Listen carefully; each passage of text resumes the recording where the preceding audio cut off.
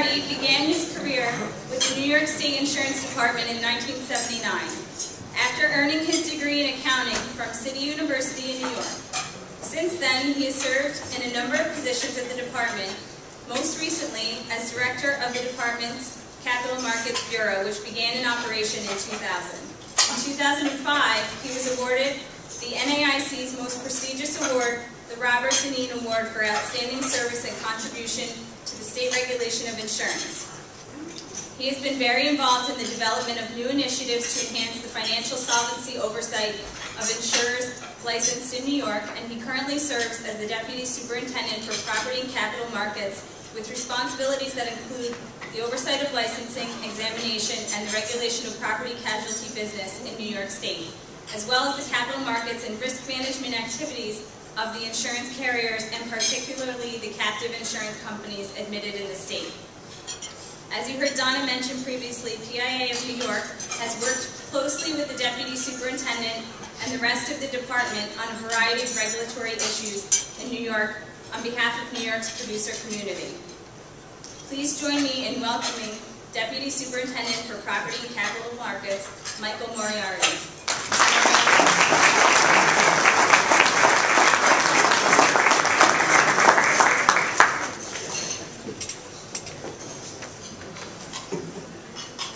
Thank you very much.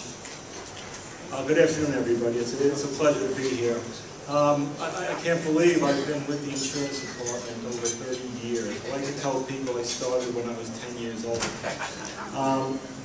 And not everybody wants to go wanting to be an insurance regulator. I kind of fell into it by accident, but I do find it to be a fascinating industry. And it's a fascinating industry because of the service that it provides to consumers, the service that it provides to businesses, and the service it provides to the United States.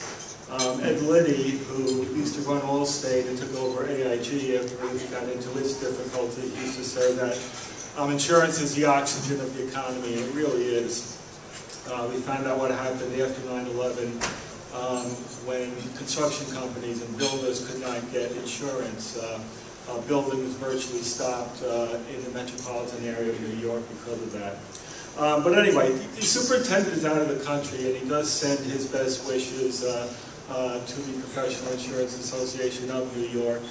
The superintendent is always quick to point out that we don't have one constituent, consumers. We have three constituents. We have the consumers, we have the carriers, and we have the producers. They all provide services to the consumers here in New York, and we do have to be cognizant of the needs of the carriers and of the producers here in New York. So it's always a pleasure for a representative of New York to come to these events. I'm going to touch on three issues today. Obviously the one that's most concerning and probably time sensitive is the producer compensation reg. I'm also going to talk on coastal homeowners. I know it's not a big issue up here, but it is a huge issue downstate, and it's something that the department and the new governor are going to have to deal with. And finally, let me just touch on no-fault insurance, which is another issue which is causing auto insurance rates to escalate, and it's only going to get worse unless some action is taken. Deputy Superintendent Matt Gall, who is spearheading the producers' comp reg and the upcoming circular letter that will hopefully provide more clarity around the reg, also sends his regards. Matt and his wife are proud new parents of a baby boy, and he didn't want to commit to this, and he did ask that I come up. But he did ask that I specifically acknowledge the PIANY's role in cooperating with the department in developing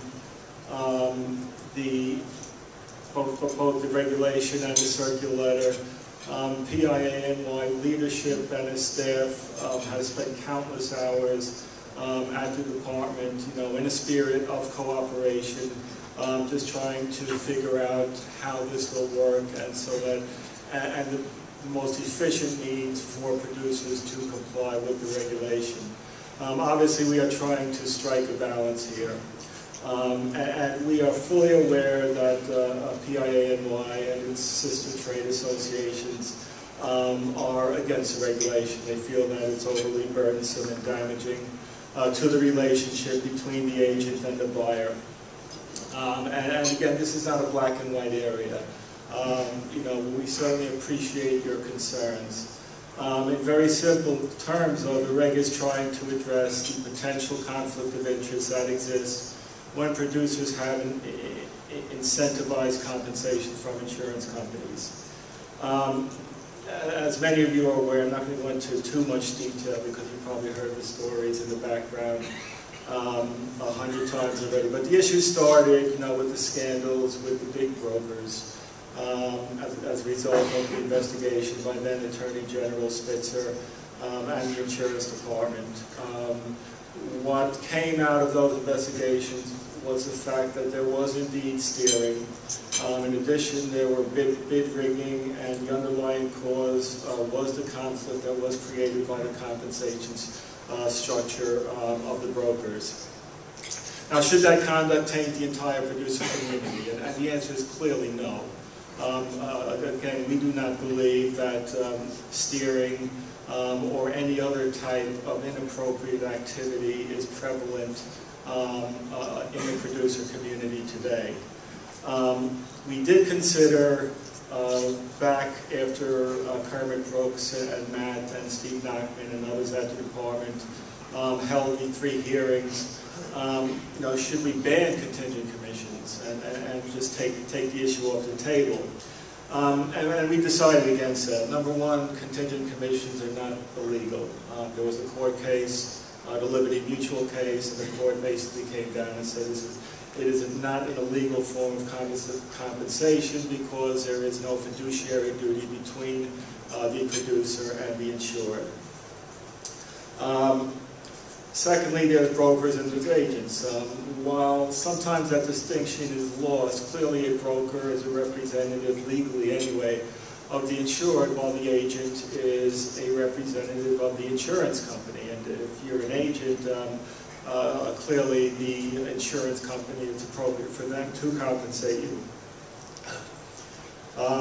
Also, banning contingent commissions would require a statutory change, and that would be a very heavy lift politically. And finally, incentive-based producer compensation is a long-standing part of the distribution structures for insurance and for other financial services. So the best way to deal with conflicts of interest created is basically to shed some sunlight on the compensation that is being paid to producers.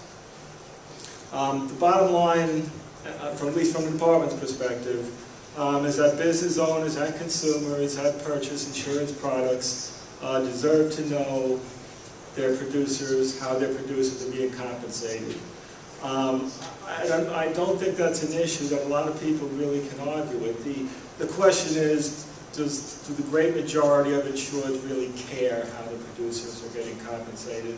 And I think that's part of the message that we got from the producer community throughout these deliberations. I've heard many comments, even though I wasn't directly involved in the process, that there are producers who have never been asked in decades of service how they're compensated. And now this regulation will require them, if they are asked, to produce details on compensation. But nonetheless, I think the financial crisis of 2007-2008 has shown that there is dangers when a market is somewhat opaque. Transparency, it's a buzzword nowadays, but it is something that it's kind of difficult to argue with, at least from a principled point of view. We do welcome discussions with PIANY and with any other producer organization as to the timing, the form of disclosures, and as I indicated before, PIANY has been great in putting questions in front of the department and trying to get some clarity as to how producers can comply with this new rule going forward. And like I said, we do appreciate, we think it benefits both your membership and, quite frankly, it benefits the department. Now, there has been some discussion and a request by this organization and by others to delay the implementation. And I think that's why Matt Gall sent me down here, because I'm here to tell you we're not going to delay the implementation. The implementation will take effect January 1st, 2011. But the department has made clear and will make clear in a circular letter that it is not going to pursue violations during the first 6 months of implementation, the first 6 months of 2011. I mean, unless a producer is making no attempt at all to comply. But again, there will be no actions taken for minor breaches or areas where there is probably not quite clarity as to how to comply. We do think that this will be an implementation effort that will change some of the rules and some of the processes going forward. And the superintendent has been very clear that, if this process does in fact damage the relationship between the producers and the insured to the extent that is material, that we will reconsider the entire issue. I know that PIANY has already had boilerplate language for the first part of disclosure that's been okayed by the department. And I think the producers should consider using that for their initial disclosures. Like I said, it's going to be a work in process. When Superintendent Wren first came in, the process of the producer disclosures had already started, so he kind of inherited it. He does feel that we're spending a lot of time and effort on it, and there is, I think, a will both from the department's perspective and from the industry's perspective to move on, although I know that the industry would prefer that we move on by dropping the reg. But there are other important issues out there, and we look forward to dealing with those issues and hopefully getting some clarity. Now, all of you are obviously aware of the challenge by the Big I on the reg itself, on the basis as to whether we have the authority to do the reg. And I understand that there were oral arguments taken up in Albany recently on this issue. As far as the Article 78, which is a process by which a regulated entity can challenge a department's determination, they generally are pretty expedient. So I would not be surprised if we have a decision on the Article 78 challenge that the department acted without statutory authority fairly soon, and put some certainty into that.